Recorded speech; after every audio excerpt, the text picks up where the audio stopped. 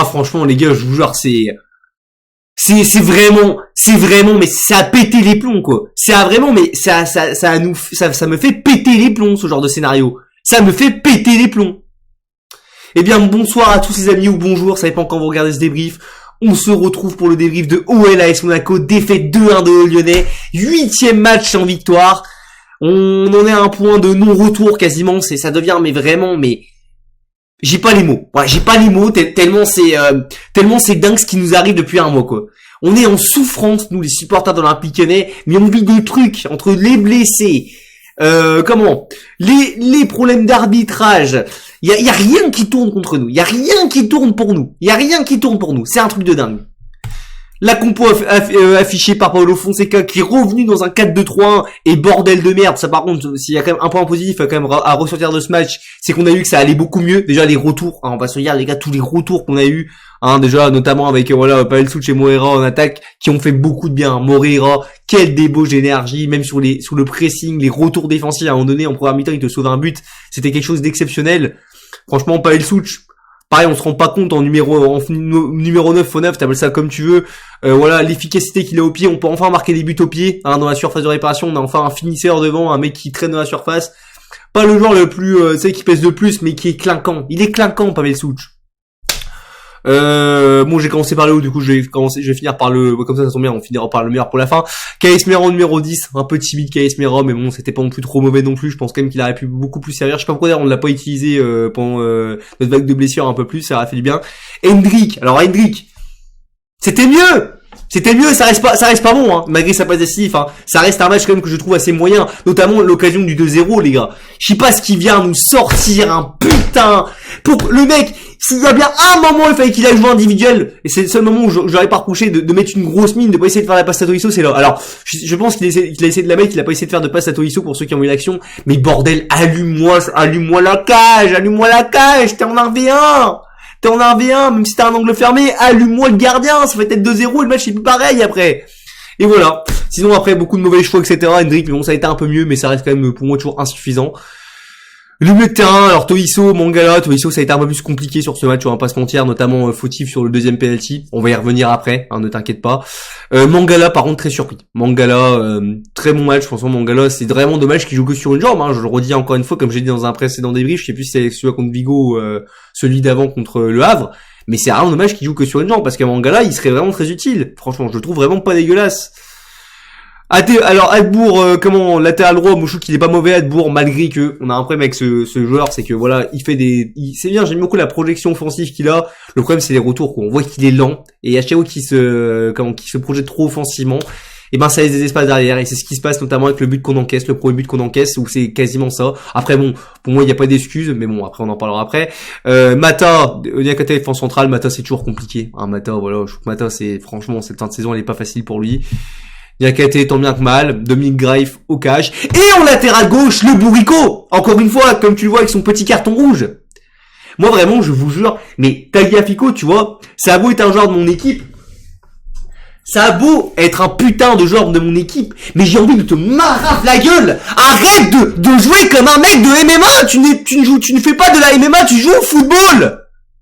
Tu casses les couilles, Tagliafico. Déjà de base, il aurait pu prendre un rouge, parce que je parle beaucoup des erreurs d'arbitrage, je vais en parler vite fait après, mais il y a déjà son rouge, comme le match face à Vigo, il aurait dû prendre un rouge avant de prendre son rouge à la fin. Bon, au final, tu vois, là, il y a eu une justice pour ça. Le problème, c'est que la justice, c'est que contre nous, jamais pour nous, tu vois. Bon, ça, c'est une autre histoire. Il devait prendre un rouge parce encore une fois, je sais pas ce qu'il essaye, il fait une espèce de faute sur Akilouche, là, je sais pas quoi, il essaye de le marbrer encore une fois. Mais ce joueur est complètement con. Il faut qu'il aille sur le banc. Déjà, il sera pas le prochain match, mais il faut qu'il aille voir un peu plus le banc. Je sais pas, mais même moi, Kango à gauche, s'il faut. Mais il faut qu'il aille voir le banc si tu veux faire poser un peu plus Amner. Parce que Tagliafico, ce n'est pas possible. Ce n'est plus possible ces derniers temps. Qu'est-ce qu'il est con. Bref. 5 minutes que je parle quasiment. Je peux toujours pas parler du match. Bah un match écoutez que j'ai plutôt bien apprécié, notamment en première mi-temps. Hein, je dis bien qu'en première mi-temps, parce que la deuxième mi-temps, ça par contre, ça c'est là que le bas blesse. Où je trouve qu'on a été sérieux, malgré que tu vois, on n'a pas été ultra dominant tout le temps. Il y a eu des belles phases de jeu, on a ressenti le bon retour et la bonne envie, la bonne énergie de nos retours de blessures, comme voilà Moreira ou Soulch. Même dans le jeu, je trouve que ça allait mieux dans ce système. On se trouvait mieux, le collectif était plus huilé, je trouve. Ça jouait plus vers l'avant, il y avait de la construction, c'était pas apathique comme on a pu voir à Vigo contre le Havre et les autres matchs qu'on a fait précédemment. Il y avait quelque chose, tu vois. Il y avait de l'envie, il y avait de la connexion, si je peux dire ça comme ça. Chose qu'on ne voyait pas avant. Par contre, après, à la deuxième mi-temps, les gars, bon, Monaco qui essaye de forcément aller un peu plus, d'être un peu plus, au pressing, normal, parce que Monaco, c'est aussi une belle équipe, hein, ils reviennent de très très loin. Là, ils sont en pleine bourre. Et même si, je le dis, voilà, ils font pas un mauvais match, j'estime qu'ils ne méritent pas de gagner le match. Enfin, la manière du monde dont ils le gagnent, c'est vraiment immérité. Même si à la fin, à partir du moment où on a pris le deuxième but, on s'est fait complètement dominer, on a quasiment plus existé, faut le dire. Mais ce qui est frustrant, voilà, c'est que, premièrement, tu vois, deuxième mi-temps, malgré que, tu vois, Monaco, il revient avec des bonnes intentions, on n'est pas non plus complètement dominé, on arrive à avoir des actions, comme je te le dis, cette action d'Hendrick qui ne met pas au fond, pour moi, certains vont peut-être me trouver tête dure avec lui, mais pourquoi il l'allume pas? S'il y a bien un moment où il doit vraiment allumer le goal, il doit vraiment penser qu'à sa gueule, c'est là! J'ai l'impression qu'il a essayé de faire une espèce de la placer, comment tranquillement, ou de faire une passe à Tolisso, qui était à côté, là, pour essayer qu'il la mette juste au fond. Mais non, faut allumer, là! Faut allumer, putain de merde! Faut être tueur. Et après on prend un but, je ne sais plus quand. Alors du coup, je sais plus sur quelle action. Bah justement, c'est juste après que tu vois, il me semble, je sais plus si c'était là où Tagliafico devait prendre son rouge ou c'était juste après, sur une sortie de but. À un moment donné, voilà, un ballon qui part d'une sortie de but, un long dégagement du gardien Radeski, je crois, de monégasque. Et puis tu sais pas, notre défense est complètement à la ramasse. Tu sais pas où sont les défenseurs. Matok qui est en retard, qui se fait dribbler par Akiush qui lui fait du sale, hein, voilà, Matok, voilà, pas sous ses appuis, encore une fois déséquilibré. Il la place bien. Greif aussi, je trouve son placement, il est pas terrible non plus, il est trop avancé pour moi. S'il est un peu plus reculé, il peut peut-être la choper, il peut peut-être le choper ce ballon-là. 1-1. Le match est relancé. Et puis après, bah, s'ensuit, voilà, du coup, une vague, on va dire, premièrement, l'attaque monégasque, et surtout l'Olympique Lyonnais accuse le coup. Voilà, l'Olympique Lyonnais accuse le coup, parce que malgré qu'on a des retours, t'as plein de joueurs qui jouent quand même depuis plusieurs semaines, et qui sont fatigués. Faut le dire, les gars. Il y a plein de joueurs qui étaient fatigués, et on l'a senti qu'on a baissé de rythme à partir de l'heure de jeu à peu près. C'est une de toute façon que l'égalisation elle intervient dans ces moments-là, quoi. Et ça a été plus compliqué. Et puis t'as un fait de jeu. Voilà, t'as un fait de jeu. En fait, je voulais t'en parler, mais j'ai même pas envie de t'en parler, parce que j'ai l'impression d'être Calimero quand je t'en parle. J'ai l'impression d'être Calimero, mais encore une fois, le deuxième but, le penalty offert pour Monaco, offert, je dis bien, enfin pas offert, parce qu'en soi il y a faute de Tolisso, en soi le penalty aurait été justifié. Mais avant, il revient pas à la faute sur Hendrick. Il y a faute sur Hendrick, mais tous les jours de la sainte semaine. Même Gilbert Montagnier, il le voit ça. Mais non, j'ai pas épilogué là-dessus, hein. Mais à la fin de saison, il faudra peut-être quand même qu'on fasse un bilan de ça. Hein. Pardon, excusez-moi, mais vraiment c'est frustrant en fait. On souffle. On souffre. T'appelles ça comme tu veux, mais on a rien pour nous. On a trouvé le moyen de faire une série, on va réussir à trouver le moyen dans cette saison de faire une série de 13 matchs avec 13 victoires de suite, et une série par même occasion de peut-être de 10 matchs sans victoire. C'est un truc de dingue. Et là, tout est relancé. Mais alors là, Marseille, il peut même prendre 5 points sur toi. Ah voilà, là, tu joues que pour l'instant les barrages de LDC. Et t'es même pas sûr que Lille, ils reviennent pas derrière toi s'ils gagnent face à Marseille. C'est terrible. Voilà, je vous dis, c'est vraiment terrible. Après, bah voilà, la fin de match, on prend quand même ce rouge de Tagliafico, mérité, mais de toute façon, voilà, c'était abouti. Je peux plus me le voir, c'est arrêtant. Je peux plus me le voir. Pareil, il fait entrer Tessman à la fin, on n'en pouvait plus. Il y a les entrées de Maï Fofana, notamment Narta et tout, qui ont pas apporté grand chose.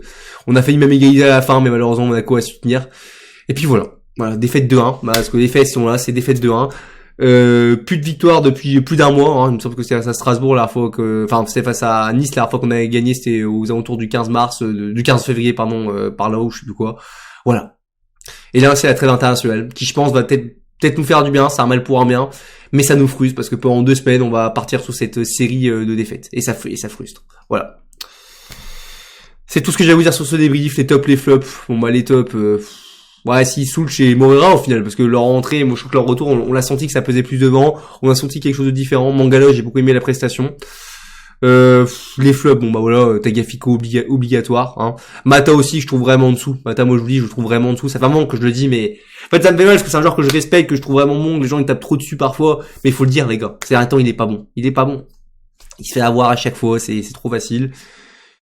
Et puis après, ouais, bon, Caïsmera un peu en dessous, Tolisso aussi, hein. Tolisso, les gars, si on est honnête, il est vraiment moins bon, c'est arrêtant, tu sens aussi qu'il est épuisé, c'est comme ça. Enfin voilà, bref. N'hésitez pas à donner votre avis, que ce soit en pouce bleu ou en pouce rouge. Donnez votre avis en commentaire, je suis désolé si j'ai parlé un peu vite, mais je suis un peu sous le coup de la colère. Donc écoutez, on se retrouve prochainement pour une nouvelle vidéo, pour un nouveau débrief, je crois que ça sera face à Angers dans 2 semaines. Et jusque là, je vous souhaite des belles semaines, essayez de passer un bon temps, de changer l'esprit, d'aller voir vos amis, je sais pas, mais faut pas penser à l'Olympique Lyonnais ces derniers temps, parce que c'est pas une bonne raison d'être heureux, malheureusement, ces derniers temps. Voilà. Et moi, je suis dépité, je vous dis au revoir. À la plus, les amis, et allez l'OL.